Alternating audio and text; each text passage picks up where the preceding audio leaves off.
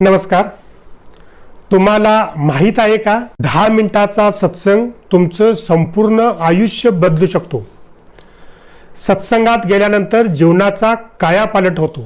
संत तुकाराम महाराज एके ठिकाणी म्हणतात, सत्संगतीचा महिमा थोर करी संकटाचा परिहार. जैसे लोखंडा लागे परिस होत असे सुवर्णाचे तेज त्यास. मनाचे मळ जाती धुवुनी साधू संताच्या चरणी मिळवणी. तुका म्हणे भेटे देव सत्संगी धरिता भाव. म्हणून रोज प्रत्येकानं सत्संग करावा, जेणेकरून जीवनात सुख, आनंद, समाधान येईल. तुम्ही कधी विचार केला आहे का, लोकांच्याकडे सगळं असूनही आनंदी का नसतात? कारण आनंद वस्तूमध्ये नाही, तो सेवेमध्ये आहे. सेवेचं महत्त्व सांगताना तुकाराम महाराज एके ठिकाणी म्हणतात, सेवाभाव हा मनी धरा, अहंकार हा दूर सारा. नरसेवा नारायण सेवा हेची भक्तीचे लक्षण. दीनदुबळ यांची काज तोच ईश्वराचा साज. तुका म्हणे सेवा धर्म हेची मानव वाचे कर्म. म्हणून रोज सेवा करा, कारण सेवेतच खरा आनंद आहे. तुम्हाला माहीत आहे का, फक्त एका नामस्मरणाने तुमच्या मनातील हजारो चिंता दूर होऊ शकतात. नामस्मरण हा फक्त शब्द नाही, तो परमात्म्याशी जोडणारा थेट मार्ग आहे.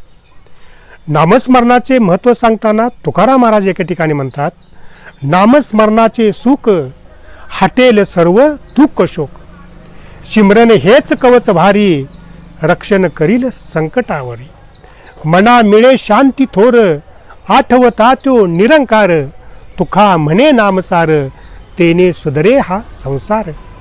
म्हणून संसारात असताना थोडा वेळ नामस्मरणासाठी द्या, कारण त्यातच खरं समाधान आणि आनंदाचं रहस्य दडलेलं आहे. तुम्हाला माहीत आहे का, भक्ती नसलेलं जीवन म्हणजे दिशाहीन प्रवास असतो. भक्ती म्हणजे फक्त पूजा नसते, ते परमेश्वरावरचं प्रेम असतं. ज्ञान आपल्याला मार्ग दाखवतं, पण भक्ती त्या मार्गावर चालण्याची शक्ती देते. जीवनामध्ये भक्ती असेल तर संकट मोठी वाटत नाहीत, कारण बळ आणि विश्वास वाढतो. म्हणून रोजच्या आयुष्यात भक्ती ठेवा, कारण त्यातच खरा आनंद आहे.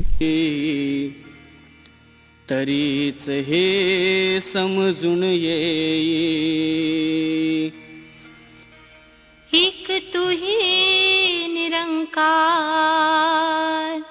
एक तुही निरंकार.